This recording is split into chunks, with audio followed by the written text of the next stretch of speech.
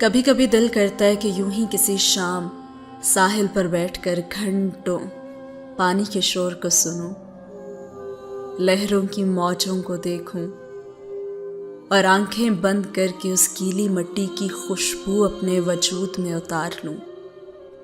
और फिर जब सूरज गरूब होने लगे तो मैं उस ढलती रोशनी में शाम के अक्स को निगाहों में कैद करके साहिल के सुकूत को महसूस करूं।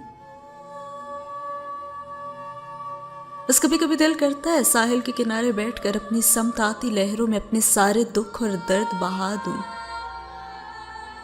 और वो लहरें अपने साथ मेरी तमाम उदासियों को मेरे पैरों से टकरा कर अपने साथ बहा कर ले जाए। हाँ, कभी कभी दिल करता है।